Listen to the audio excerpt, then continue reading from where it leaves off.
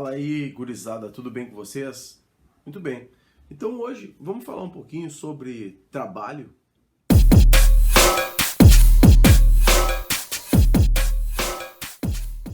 Tu já deve ter parado para perceber o quanto o trabalho nos dias de hoje mudou. Até em tempos de pandemia, né, nós estamos todos agora incorporados dentro dessa palavra nova dentro do nosso vocabulário, home office. Home office não existia, né, há 50 anos atrás. Ou, né, alguns vão dizer, bom, sempre existiu trabalho em casa, né, professores que dão aula particular, trabalhavam de home office, enfim.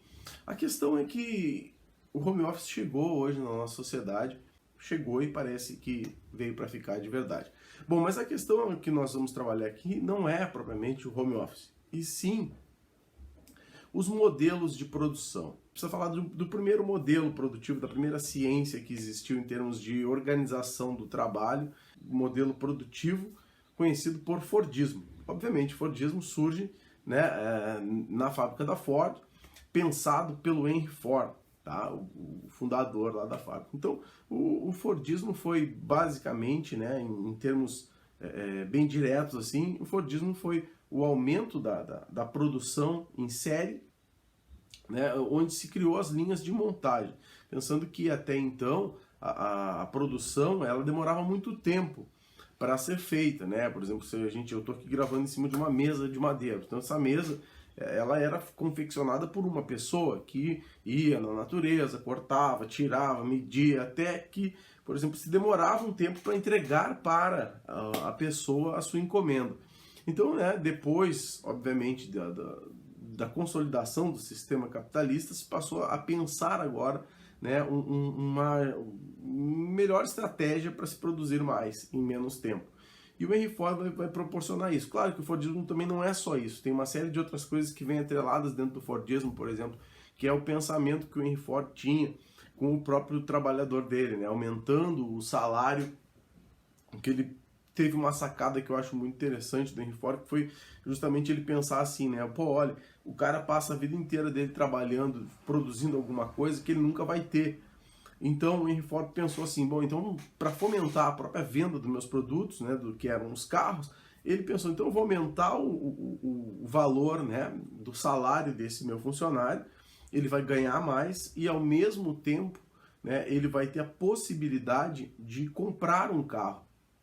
E ao comprar um carro, ele também está consumindo um produto da minha empresa. E ao consumir este produto, ele fomenta toda uma outra cadeia produtiva, que é o combustível, que é o pneu, que é, né, sei lá, o estofado, enfim, aumentando a demanda, fazendo com que os seus próprios trabalhadores pudessem comprar o seu próprio produto que estavam produzindo ali. Bom, esse modelo do Fordismo, ele vigorou, a gente pode dizer que ele vigorou até ali os anos 30, né? Até a crise de 29. A crise de 29 deflagra justamente o fim desse modelo de produção em grande escala. Por quê? Né? A gente sabe que teve a Primeira Guerra Mundial. A Primeira Guerra Mundial foi super importante para os Estados Unidos, porque fez com que os Estados Unidos saíssem, né, da Primeira Guerra como a grande potência, se colocando no mundo capitalista como a principal nação, conseguindo derrubar seus adversários como a Alemanha, como a França, como a própria Inglaterra, e os Estados Unidos ali se coloca. Então ele passa, né, a financiar a reconstrução da Europa e ao mesmo tempo vender os seus produtos. Só que, né, a rápida recuperação econômica dos países europeus foi fazendo com que aquela grande necessidade que os Estados Unidos tinha de venda não acabasse já não sendo tão necessidade assim. As pessoas já não estavam comprando tanto mais, porque já estavam consumindo os produtos dos seus países. E isso deflagrou a crise de 29. Claro que não é só isso, tem a questão da Bolsa de Valores, tem a questão das ações, né? Mas uma coisa está ligada na outra.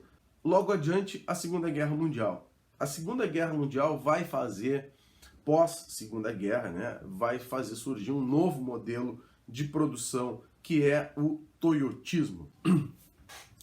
Então, Japão, pós-Segunda Guerra. Todo mundo sabe que o Japão saiu destruído da Segunda Guerra Mundial. Então, o Japão tem uma política de valorização muito grande das empresas, as pessoas são muito disciplinadas, né? Existe uma cultura muito da disciplina, do respeito com aquilo que é do seu país. O que acontece, né? Toyota já era uma fábrica consolidada de automóveis, mas teve sérios problemas com a Segunda Guerra Mundial. Perdeu trabalhadores, plantas da fábrica, perdeu dinheiro, enfim, era preciso agora se recuperar. E para se recuperar, o que os caras fizeram? Eles montaram um projeto de produção. Basicamente é o que a gente inaugura o que a gente chama de modelo flexível, ou seja, a produção também por demanda, que também pode ser chamada de just in time, tá bem? O que vai acontecer? Em vez de eu produzir uma série de carros esperando que o mercado absorva aqueles carros, eu passo a produzi-los somente a partir da demanda. Olha, isso acontece muito hoje em dia, né? Como quem já passou pela experiência de comprar um carro zero, provavelmente chegou na concessionária e não tinha o carro do jeito que tu queria. Por quê? Porque funciona nesse modelo de just in time, ou seja, tu compras e esperas que o produto chegue até ti. Obviamente que às vezes existe uma certa volatilidade ali, mas ela é muito pequena, tá? Então o que aconteceu? O sistema de produção passou a ser rotativo dentro da fábrica da Toyota. Ou seja, em vez de trabalhar com 100 funcionários, eu passo a trabalhar com 50. Só que esses 50 tem que fazer o serviço que os 100 faziam. Então, para isso, é necessário que estes 50 saibam fazer o serviço dos 100. Então, ou seja, é a rotatividade dentro do trabalho. O indivíduo chega e ele não tem mais um posto fixo. Por exemplo, eu estou aqui e aperto o parafuso. Não vou só apertar parafuso.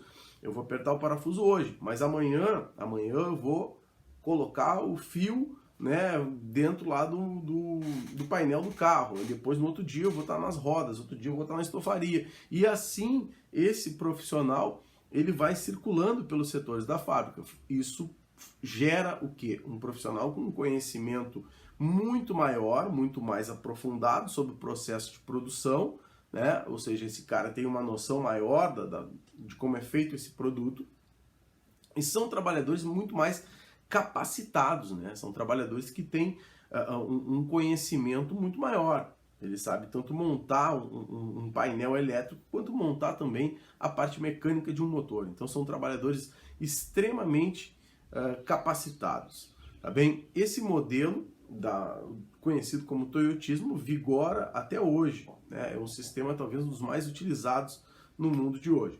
Bom, nos anos 70, 80 vai surgir na Suécia também um outro modelo chamado de Volvismo. Volvismo, obviamente surgido na fábrica da Volvo. Todo mundo também, quem gosta de carro, todo mundo sabe que a Volvo é uma das maiores empresas automobilísticas do mundo. A Volvo possui carros de última tecnologia e com a qualidade e o selo de uma empresa sueca. Então o que acontece? Além de produzir carros, a Volvo também produz tratores, caminhões, e ar-condicionados, motores para navio, enfim. Na Volvo vai surgir esse modelo que então pega essa flexibilização do toyotismo e agrega a ele o quê? Agrega a este modelo uma participação maior do trabalhador no processo produtivo. Por quê? Porque dentro do volvismo tu tem além de tu ter a tecnologia muito presente dentro da fábrica, tu passas a ter uma participação do trabalhador, porque esse trabalhador ele negocia com o patrão as formas de produção, ou seja, o patrão recebe, olha, recebi uma encomenda de 12 caminhões.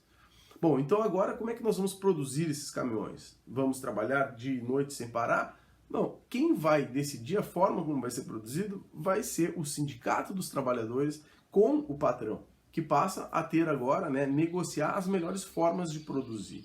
É óbvio que ninguém vai se negar a trabalhar, mas eles vão encontrar as melhores formas. Além disso, coisas que também existem hoje dentro do mundo do trabalho começaram a surgir ali dentro da própria Volvo, por exemplo, como refeitórios, espaços de lazer, tempo de descanso para os trabalhadores.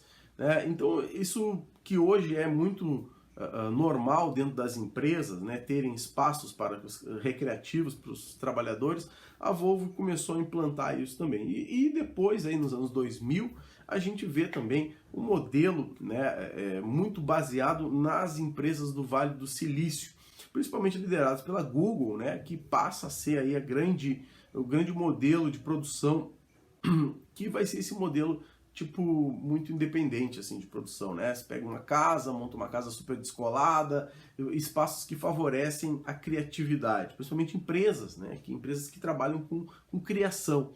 Então se percebe, né, que o indivíduo trabalha muito melhor, muito mais solto num ambiente em que ele esteja descolado, né, que ele esteja mais leve do que propriamente ficar sentado 12 horas, 10 horas, 8 horas, 6 horas na frente do computador dentro de praticamente de uma cela, né, como ficavam antigamente. Então se começa a criar esses espaços com bares, mesas de sinuca e coisas, para que o indivíduo esteja ali trabalhando, mas ele vai lá, dá uma volta, refresca a cabeça, toma um chopp, volta para trabalhar, toma um cafezinho, enfim.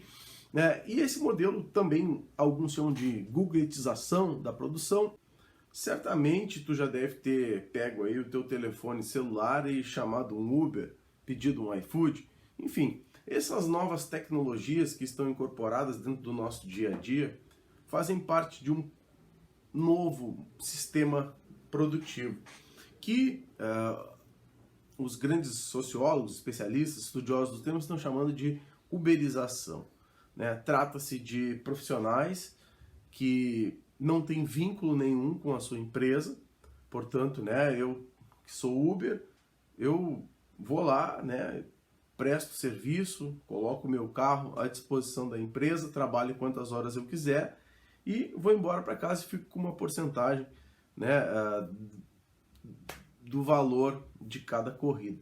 Bom, isso tem se tornado cada vez mais uma prática recorrente em vários segmentos do mundo do trabalho, que é basicamente isso que a gente está vivendo hoje, Ou seja, a uberização em sua prática, ela é o fim do trabalho de carteira assinada, porque o indivíduo passa a trabalhar por demanda, passa a ser o dono do seu próprio trabalho, mas cada vez ele recebe uma remuneração menor, ele não tem garantia nenhuma de trabalho, ou seja, ele não tem nenhum vínculo com a empresa, portanto ele não tem férias, não tem 13º, não tem seguridade social, ele não tem nada. É o modelo que vigora hoje e que muita gente diz que seja dono do seu próprio trabalho, enquanto que na verdade não é. É mais uma forma de aprisionamento do trabalhador que se vê muito próximo daquele cenário lá do século XIX, onde o cara tinha que trabalhar muito para ganhar uma miséria e sobreviver.